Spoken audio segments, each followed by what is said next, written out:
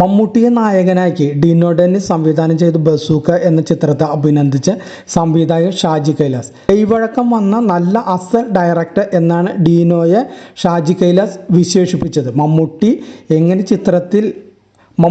എങ്ങനെ ചിത്രത്തിൽ ഉപയോഗിച്ചിരിക്കുന്നു എന്നതാണ് എടുത്തു പറയേണ്ടതെന്നും അദ്ദേഹം ഫേസ്ബുക്ക് പോസ്റ്റിൽ പറയുന്നുണ്ട്. അദ്ദേഹം പറയുന്നത് ഇങ്ങനെയാണ് ഫേസ്ബുക്കിൽ: പ്രിയപ്പെട്ട കല്ലൂർ ഡെന്നിസിൻ്റെ മകൻ ഡിനോ ഡെന്നിസ് ആദ്യമായി സംവിധാനം ചെയ്ത സിനിമ ബസൂക്ക കഴിഞ്ഞ ദിവസമാണ് കാണാൻ കഴിഞ്ഞത്.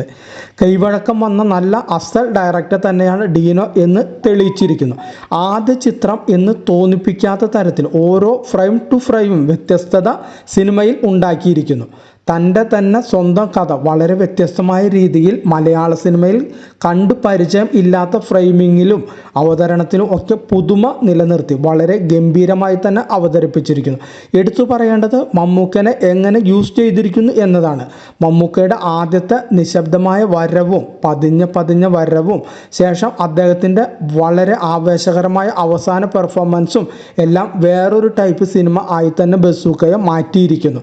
തികച്ചും വ്യത്യസ്തമായ രീതിയിൽ ഒട്ടും പരിചയമില്ലാത്ത ഈ ഒരു പുതുമ നിറഞ്ഞ സബ്ജക്റ്റ് വളരെ മികച്ച രീതിയിൽ കൈകാര്യം ചെയ്തിരിക്കുകയാണ് ഡിനോ എന്ന പുതുമുഖ സംവിധായകൻ. മലയാള സിനിമയ്ക്ക് ഇനിയും വ്യത്യസ്തത നിറഞ്ഞ ഇതുപോലുള്ള സിനിമകൾ ഉണ്ടാക്കാൻ കഴിയട്ടെ. വരും സിനിമകൾ എല്ലാം തന്നെ ഗംഭീരമാകട്ടെ എന്ന് ആശംസിക്കുന്നു. ഇങ്ങനെയാണ് ഷാജി കൈലാസ് ബസൂക്കയെ കുറിച്ച് പറഞ്ഞിട്ടുള്ള കാര്യങ്ങൾ.